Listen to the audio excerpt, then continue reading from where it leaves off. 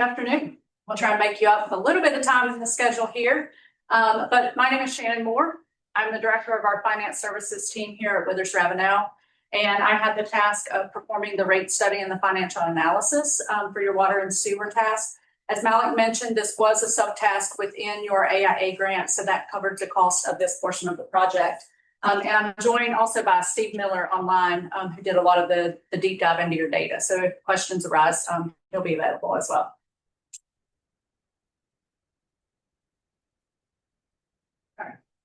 So what were the objectives? So essentially, we wanted to develop a 10-year spending plan for you in order to fund the 10-year capital improvement plan that came out of the AIA, coupled along with any of the projects that village staff have previously identified that were not included in the scope of that AIA. We want to balance the spending plan so that you have small incremental increases instead of a single year where there's a large rate shock. And then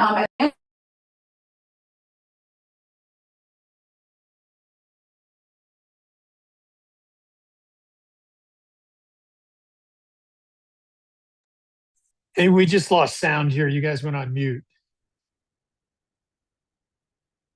How did that happen? Somebody must have accidentally bumped it. Did I do it? You're good. No, You're back on now. Can you hear us, Jesse? Yes. And, Yes, we can hear you now. Sorry. All right, so let's talk about the current assessment of your water and sewer utility fund.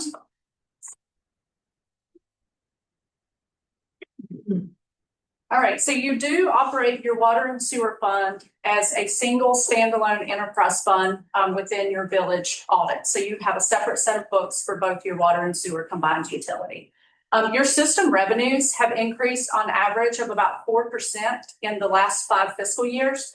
Those were mostly attributable to incremental rate increases that you've had, additional revenue in the fund, not necessarily based on natural growth. Again, you don't have a ton of new taps come in annually. So most of that growth is going to either come from rate increases or increased usage in your existing customer base. Your revenues have kept up with your expenses for 2 out of the last 5 fiscal year audits. It's worth noting that those years that your cash flow had more expenses than revenues are based on one-time capital improvement costs. So those are not ongoing operational costs that your utilities incurred. And then your unrestricted net position based on your last audit available online from 2024. I think Zach's got a 2025 audit presentation in a couple of months, but based on the 2024 audit, your net position is about $2.9 million, which is equivalent to 96% of the expenditures in your fund. For a utility your size, that is a very good amount, and that's right in line with what we see of other utilities of your size. So essentially, if you didn't have any revenue come in, you could pay your operating expenses and out of your annual budget for almost a year. So let's talk about the 10 years. Let's talk about the 10-year CIP. Again, we did use the CIP that came out of the AIA that Malik went over in his presentation in a little more detail. But between the water and sewer fund, you have $51.6 million worth of investment for the next 10 years in that CIP. You have 23 capital improvement projects. And then we worked with staff to identify any of your rolling stock. So things like your equipment, your golf carts, your vehicles on a revolving schedule. And that totals 30 pieces of equipment and vehicles over the next 10 years. It partially funds your annual life cycle modeling that came out of the AIA grants. So it's not quite fully funding those recommendations.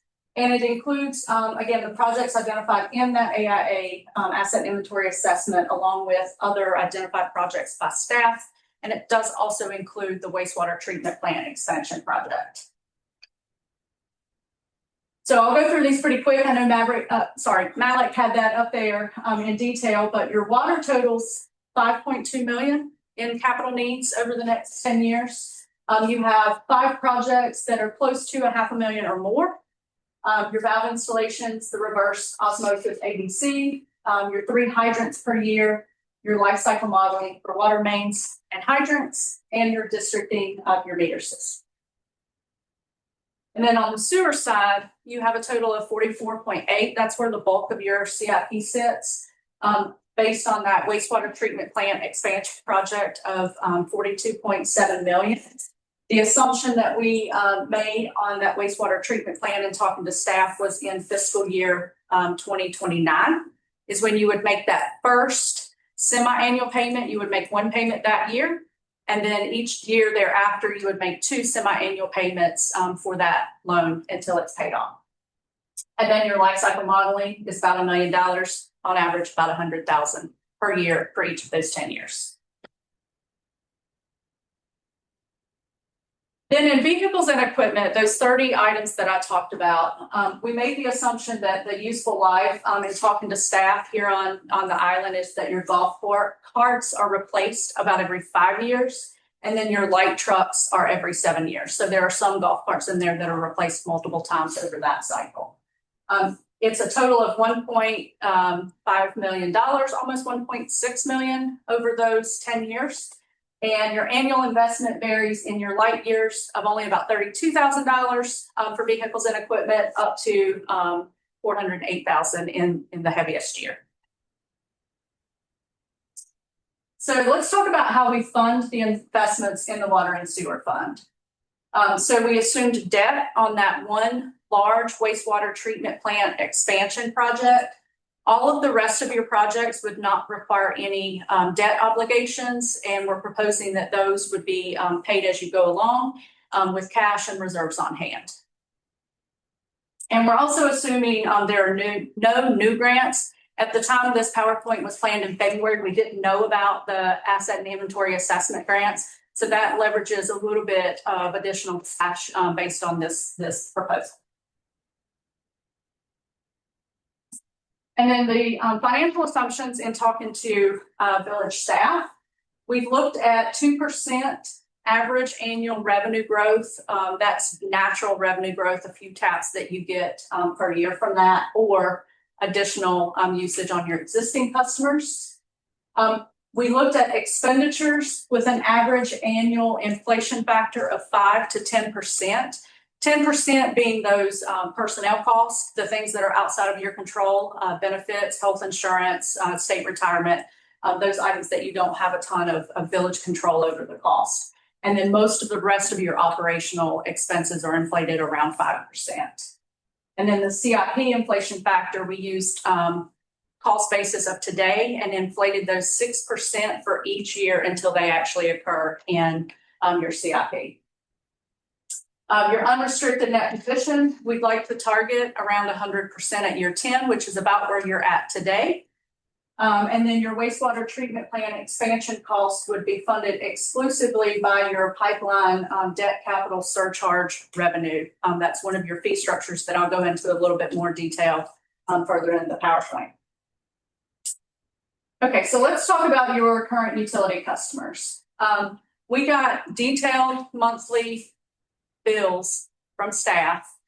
You have about 1,500 unique customers in your system that are billed each month. Extrapolated that over a 12-month billing cycle so that we're looking at your kind of ebbs and flows based on your traffic on the island here. So that was about over 18,000 unique monthly bills that we looked at for our rate study portion.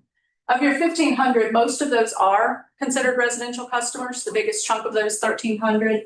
You have 75 non-residential connections in your system, and then you have 160 irrigation accounts, both residential and non-residential, that we examined. Here at the village, your average residential usage, so of those 1,300 accounts, your average usage per month is about 2,700 gallons.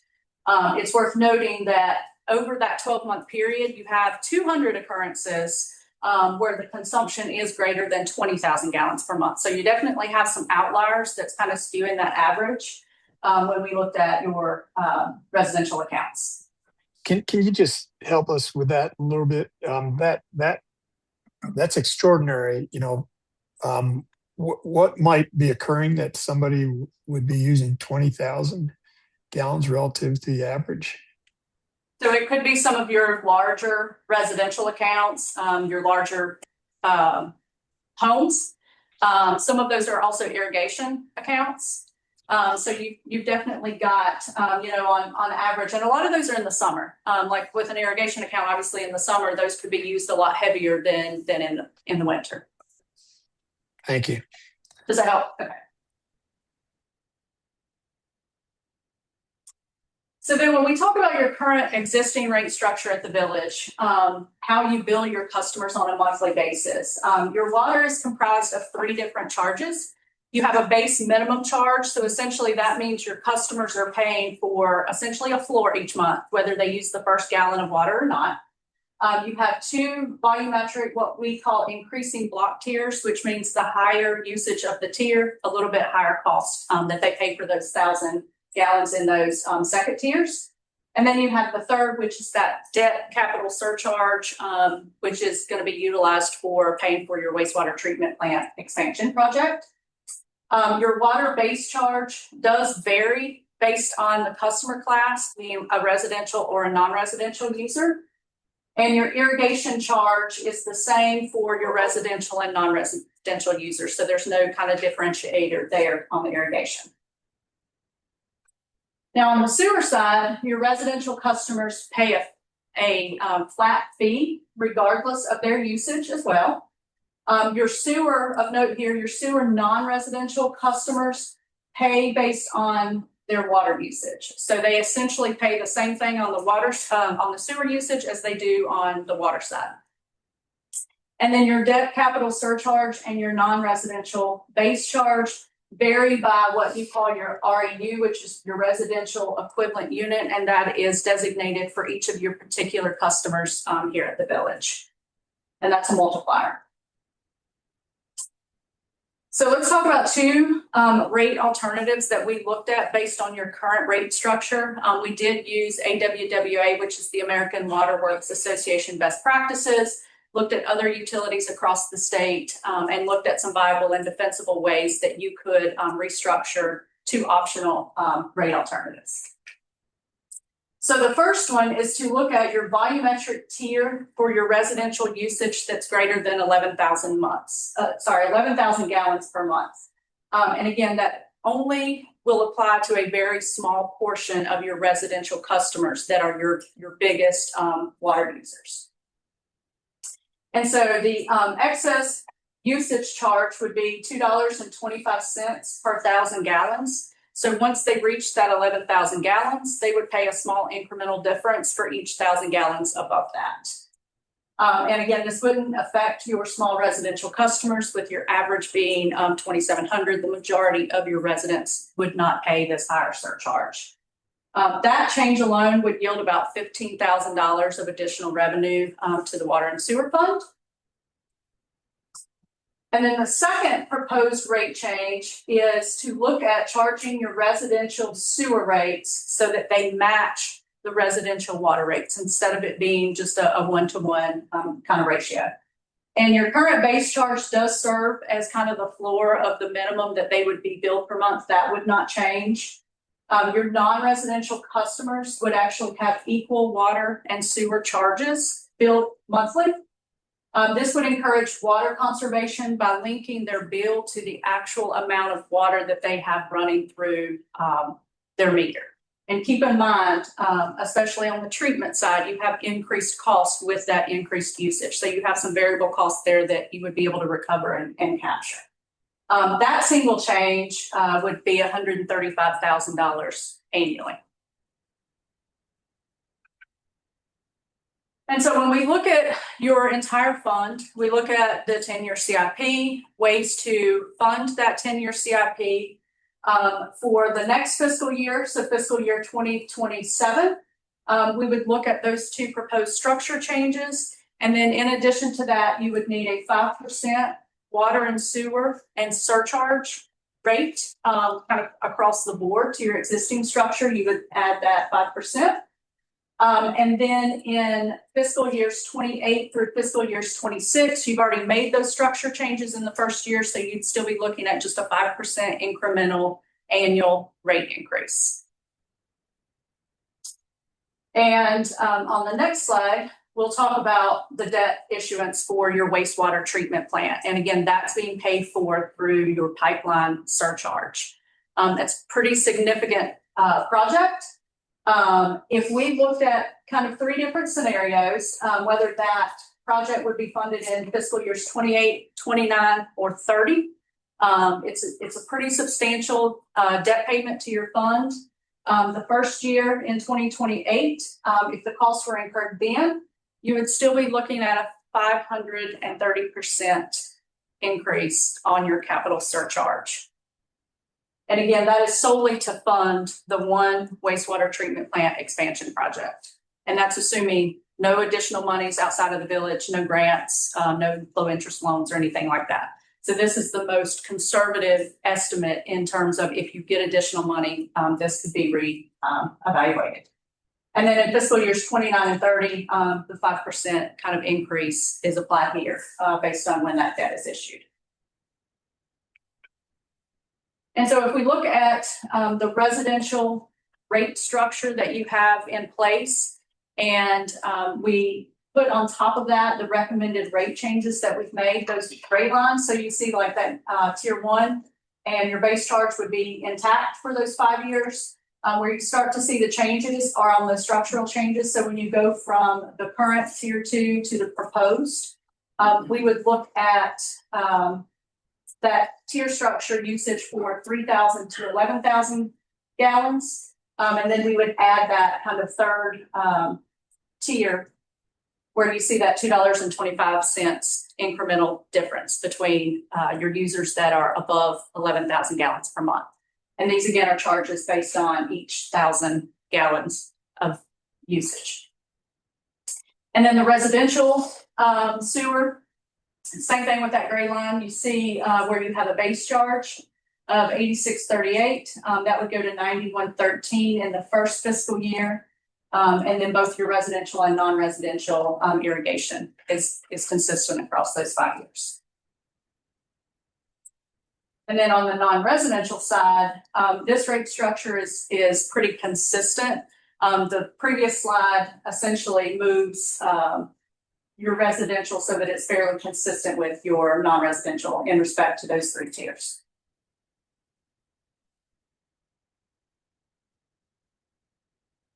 And then in looking at your total monthly bill, we've added on this slide your average user of 2,700 gallons, what their rate would look like with, again, both the two proposed rate structure changes in addition to the 5% annually.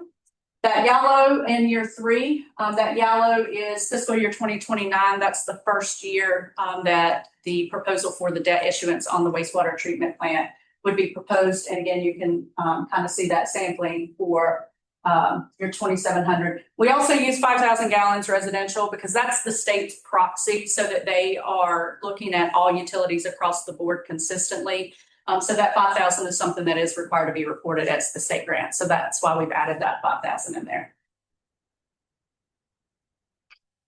And that year, 3, 4, and 5, that's gonna that charge is gonna be consistent for the next 27 years while we pay off the debt, right? The debt surcharge, right? Yeah. What's So the you see that debt it's like surcharge right now? 22.18. So the bottom line is, in order to pay for the sewage treatment plant, we need an extra $136,000 per month per person per account. Per REU. Yes, that. So can I just make sure I understood something? So how does a 5% increase compare with what's going on around the rest of the state? So it's not always obviously an apples to apples comparison across the state, but it is not uncommon for utilities to have anywhere from a 4. We've seen clients as high as even 8 to 10% annual increases. So I think you're gonna see a pretty wide variation across the state in how much of a rate increase they have annually. And is that, but in our case, we're doing it every year, right? So is that, is it something that happens where somebody might be 5 or 8% every year? Or is that are you answering as though we're a one-time increase? So typically, most utilities that are run financially sound, you're gonna see a small incremental increase every year. More like an inflationary increase though, likely, Yes. right? Yes. Okay, yeah. So we have two elements here. One is just the general increase that you're recommending, the 5%. And then we got to cover the wastewater treatment plant on top of that. Yes, the debt issuance cost of that. Gotcha. Yeah, basically our rate recovery hasn't set aside a bunch of capital improvement. Right. We've just recovered the rate, basically. We haven't recovered anything in depreciation or improvement in the. I guess the five, because it seemed like the cost increases. I mean, if I walked into a business meeting and said, we're going to base our model on a 5 or 6% inflation level, they're going to look at me like that's way too high. Your inflation level should be 3. Is there a justification for why for utilities it would be 5 or 6 and not 3? Like, do we have things that have higher inflation than a normal business does? If there are, that's great. If they're not, we need to look at that and figure that out. Yeah, I mean, for example, like just the cost of steel in building anything in the last couple of years, as we all know what's happened during COVID, there were some very expensive capital increases during the COVID years. I mean, there were some utilities that were doubling and tripling the price of some of their equipment. Anytime there's a new EPA standard on heavy equipment, there tends to be huge increases in, track hose, backhoes, things like that. I know you don't have a ton of that type of equipment here on the island, but anytime there's a new EPA regulation, vehicle costs shoot through the roof. We actually talked about that with staff when we were building the assumptions on some of the revolving rolling stock. I mean, I think mostly it's just not having a, happy capital reserve. I mean, I work for Brunswick Electric on the other side. Right. We've had one rate increase in the past 8 years, and it was 6%. Yeah, but so I could understand that. Right. But what we're basically saying is we're going to do a 5% increase every year forever. And We're going to do this. And in fact, one-time what we're thing. doing is we're saying we didn't hold back enough and we're kind of afraid to increase that other number much higher. I don't know that I have a hard time selling the idea of going through and planning for a 5 or 6% increase every year. That just seems high to me, but maybe I'm wrong. No, I'm it's a bit struggling of with a- it too. It's a bit of a shell game, though. I mean, that Right? that means in 10 years, your rates are 70% higher than they were 10 years ago. Well, they are, but look at, your bill's going to be doubled in 3 years. Right? And so, yeah, You're not going to notice the 5% in year 3, yeah. but we're also increasing that year 3 number by 5%. We're increasing capital costs by 5% as well. Yeah. Every time, Yeah. even though our debt costs aren't going up by 5%. Yeah. And that's just basically debt, right? So why would that increase every year? That should be fixed. Right. It feels like there's something operationally here that we got a big issue.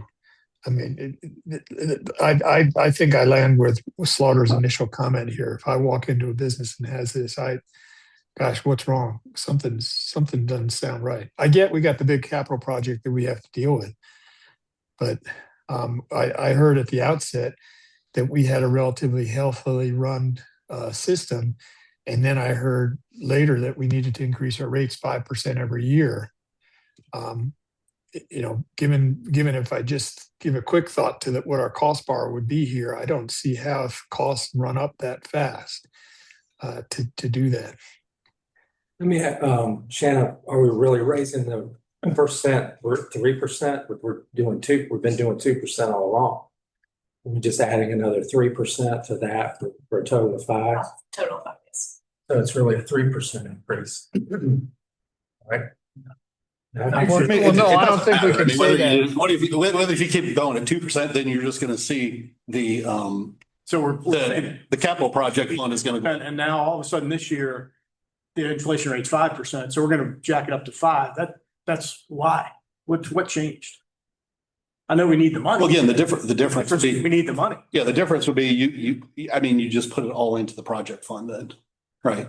Right, but shouldn't we be kind of a little bit transparent about how this project's gonna get paid for and not try to build in all these extra little things and then say, well, we do that because we have to buy a new sewer treatment plant. Yeah. Shouldn't we say, look, we got to pay for $44 million.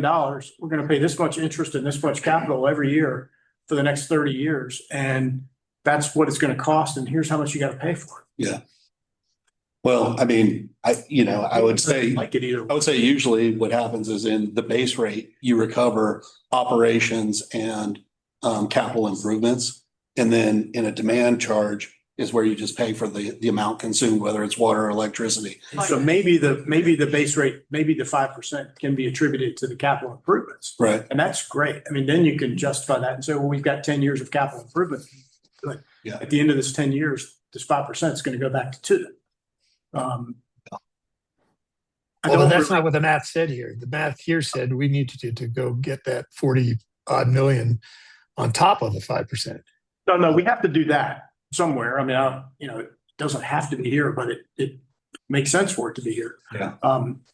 But I don't understand, maybe in the math, I don't understand why that one line where it goes from 2470 to 156.85, why that continues to escalate. To me, that, again, you're borrowing the money at a fixed rate, I believe, unless we're going to do variable rate financing somehow, but you're borrowing at a fixed rate through a bond issue.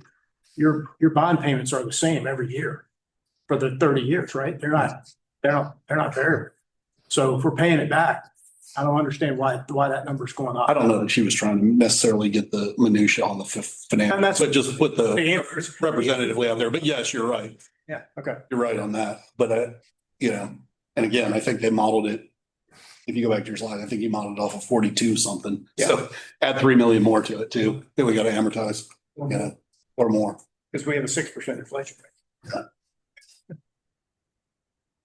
Which slide? Well, this is Stephen Miller. If I may respond to your comments regarding the growth. If I may suggest looking at your all's audited line item expenses from either 2019 or 2020 and look at the line items today, quite a few line items have increased quite significantly over the past several years, including salaries, benefits, and system repairs. And those very high growth rates are some of the primary drivers for the need for some significant revenue increases. For example, So just to be clear on that would say that those costs are going up by, that we are perhaps in a deficit position, or that they're going to go up by 5% in total across that period. yeah, essentially what's happening is that the proposed inflation in the future exceeds the projected natural growth in your system. So that difference has to be made up with increases to your rates in order to keep the fund in its current healthy condition. Otherwise, that healthy condition will deteriorate over the years. Right. And what you're saying as you say that is that assuming that the revenue would continue to grow, you're saying that there's effectively a 5% inflation rate. Yeah, well, yeah. Essentially, what's necessary is an increase in the rates, and will take care of that difference between inflationary expenses and natural growth in revenues. But the difference, right? Yes, the difference. And again, that's not unique to your all system. We're seeing that all across the state. It's very commonplace to see expenses growing more so than natural revenue growth. So that's the fundamental reason why there's a need for adjustments to the rates to make up that shortfall. Right, but rates are revenue. Yeah, So what you're saying is that's just correct. increase. One element of revenue is just more people coming on using more water. The Exactly. other element is just the inflation. So I come Yes. back to what you're saying is you're saying that there's a 5% inflation rate, and that's what we need to plan for, is a 5% inflation rate in running this system. Yes, I that's can one way the of other looking stuff. at it. The other Mhm. stuff flushes out, right? Yes, right. You're correct. Yeah, and Now, if your natural growth What's exceeds the not, 2%, Why is there a 5% inflation rate? That's 5% inflation is historically extremely high. Yeah, and the historical rate's Why are we 3.1. spending that much more money every year? I mean, what are we getting? Are we getting better water? Are we getting better sewer? Are we getting, I mean, I don't know what it is. So I'm not saying it's wrong. I just, we got to be able to go to people and say, this is why it's going up 5%. Yeah, for example, the cost of benefits have more than about doubled in the past 5 or 6 years, and salaries and wages have increased by 50% for the past. How 5 much to of that 6 is our years. cost, Barbara? I would agree that our employee costs are probably going up faster than general inflation. But how much of our costs are actually employee costs versus all the other elements? I wouldn't think it's higher than, I would think it's somewhere around the 20% line or less. It's probably a third to half in some years. For example, in just going from your audits from 2020 to 2024, which is the last available audit, your total operating expenditures in 2020 was just under 1.8 million. By 2024, it's almost 2.7 million. That's just operating costs. That doesn't even look at one-time capital cost, debt service, any of those extra items, just operating costs. And are you defining operating costs to be employee costs exclusively? I would have thought there's electricity in there, all sorts of other elements. Yeah, it's everything. That's all operating costs. And So my question stands, how much is employee costs of the cost bar? What percentage If you know. our employees costs out of Yeah. those operating costs? So in 2020, your Out of the 1.8 million? so out of the 1.8 million in 2020 for the audit, 830,000 of that was salaries and benefits. Okay, so I'll give you half to get the math, just to make the math simple. Let's say it's half. And but our revenues were higher than the 1.8, right? Right about it. In 2020, just water and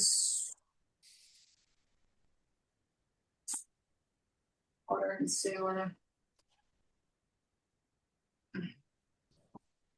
Yeah, your water and sewer sales were about 1.9.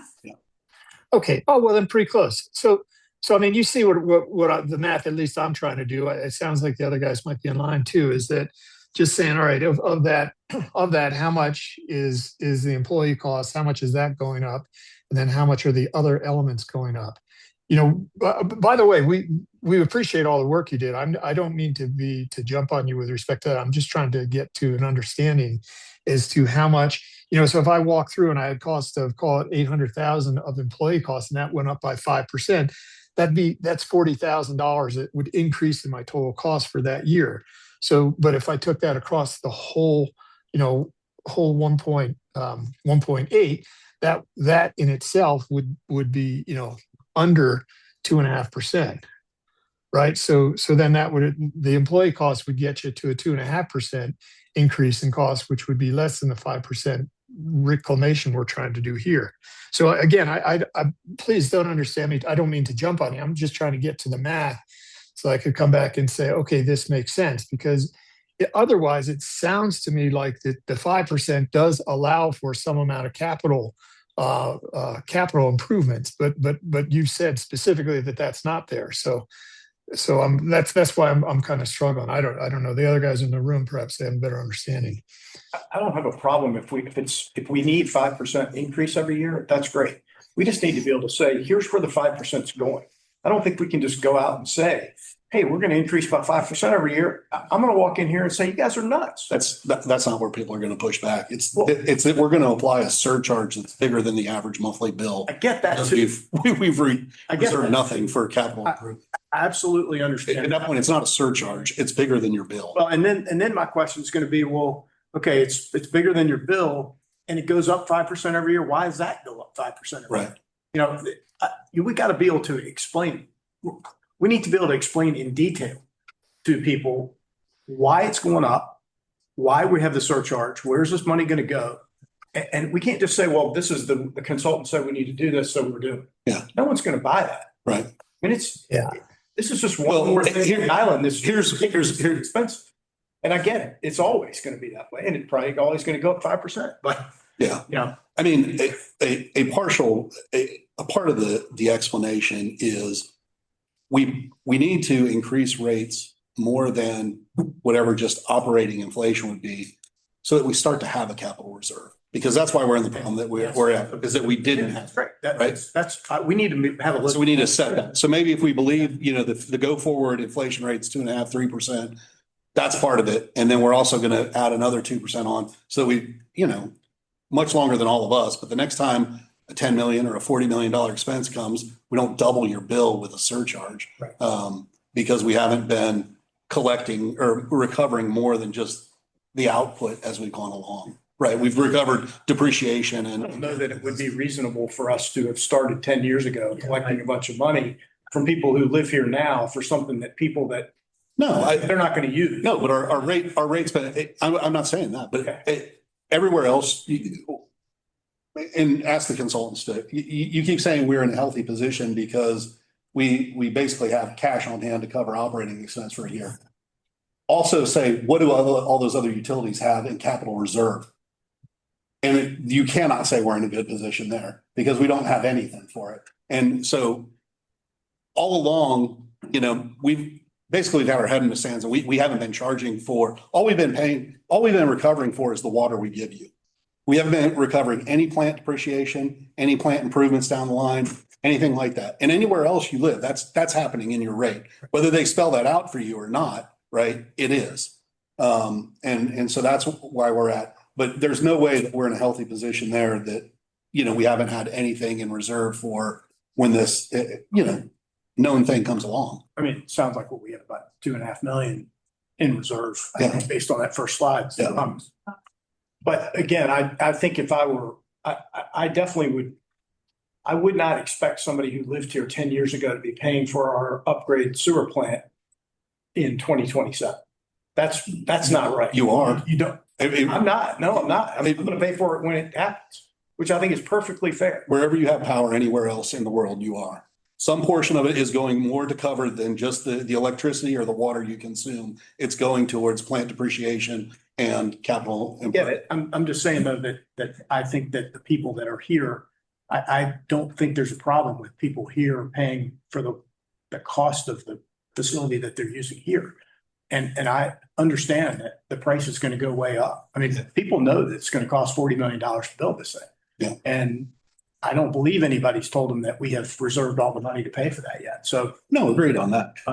so I think that you're right, that is going to be a much bigger pill for people to swallow than a 5% increase over that. So I think what this gets us to is we got to get to a rate planning. So going forward, whenever we get past whatever this is, that the amount we recover in rates back from people does exactly that, right? It covers for not only the demand and consumption, but also for going forward, the capacity grow out. And so what I would suggest is that if you take the CIP and say you have a 40 million, we have in the sewer one, we have a $40 million line sitting there, which is way out of scope for the rest of it. Yeah. So make that a separate box, a whole separate chart. And we say, all right, here's our water, here's our sewer capital improvement plans. And we need to fully fund that in our base rates. Mhm. We're going to have a separate charge that's going to be related to the building of the new sewer plant. And it's going to be clearly defined, building the new sewer plant. And it's going to equal at the end of the time for 30 years, we're going to collect this and it's going to equal the amount of debt service and principal we pay to build the sewer plant. It isn't going to be more. It's going to be what we're paying to do it, not 5% every year just so we collect a little extra money. Yeah. That should be down in the rates. It's still going to be the same dollars everybody pays. I get it, Yeah. but we don't have any choice. But unless we get grants, if we get grants, then that number will go down. Yeah. That's just fine. This is all true. I think it just sounds to me like somehow we have a capital deficit, that somehow that's been going along. I mean, this is going to be what it's going to be. We heard that the plant's going to cost 40 odd million and we're going to have to spend that money. And it's going to be what it's going to be. I think that we just need to be really, really clear that these are the costs and we need to be very clear about what's going on. And somebody can argue with it, somebody can be unhappy with it, but if that's the cost and that's what we have to do, then that's what we have to do. We don't have a choice. We probably ought to start communicating that instead of waiting until we send it out the first day and say, oh, look, it went up $136. Yeah. That's probably not a good idea. Shannon, did we structure that debt for this model? Did we structure it to be constant or did it change with like the interest rate over time? So that would impact, I know it's Slaughter's land, but you wouldn't have a potential change if it varied. over, Sure, like I period of agree. time. Yeah. So Yeah, we assumed revenue bonds, so level that payment. was debt. So you But- You could, know, but just to go back to that, guys, I mean, we can get that math right. I mean, we don't need to take everybody's time to get the math right. I think Slaughter makes the point. We can go back and we can do all that. The fundamental thing we have is we have two elements here. One, we have the sewer system, then one, we have the 5% increase every year. And the sewer system is going to be what it's going to be. We got to sort that. But I think we do need to really understand this 5% every year. And what are we doing with the money? Where is it coming from? Why is it the case? I mean, it's a very, very clear explanation that you can give when you give that explanation. And one is, and if you're going to have proper and good management of the village, then we're able to explain it and it comes out very rational. Somebody can be unhappy about the fact that these costs are going up, which they will be. I promise you, we'll hear about it. But if in fact the costs are going up and these are legitimate costs and this is the way it's going to work, then we just need to explain that properly. Yeah.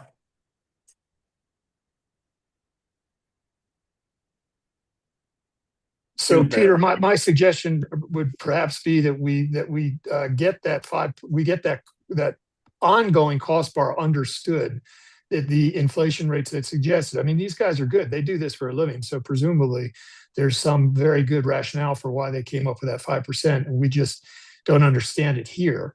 And then we get that understanding, and then we can do the math on the top part, the thing that Slaughter was doing, and we can get an understanding of that.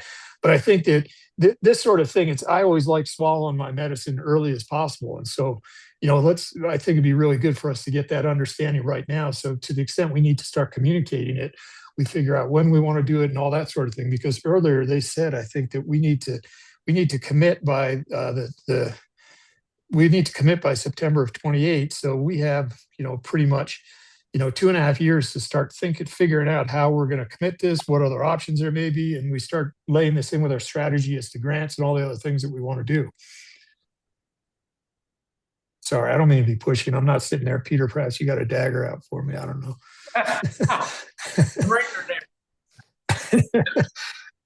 Peter's looking at it saying we're 40 minutes behind schedule and we're like, we got to get this. Because we could talk about this for a long time. I'm sure we will. Yeah. So, I think that it's operating is critical. and I don't want anybody to feel like we're trying to attack anybody because. Oh, yeah, no. It's much more a case of if we're going to do it and we understand why we're doing it, you got to be able to communicate it. And it isn't that we don't have to do it. We do. But it's more communicating it and then making sure we set up the structure for the rates so that it covers all of the future capital costs that we have, and we don't end up in a situation where we have to increase the surcharge because we didn't expect something.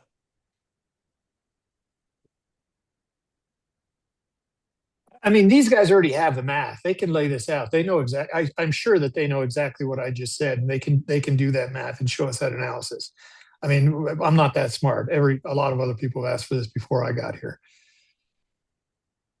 And there will be, as a requirement of the grant, there will be a written report. That was part of Malik's presentation. And there's a section in there for the rate study. It's about 20 pages or so. It has all of the tables, all of the details. We didn't get that far into the weeds for this conversation, but there's a lot of details in the written report that is a requirement of the state grant.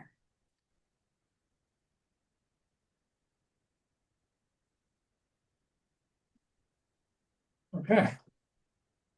We exhale now? Okay, great. Obvious priority. Sand and sewer are two. I'm not going to say that word. Sand and poo. Sand and poo, what's the priorities?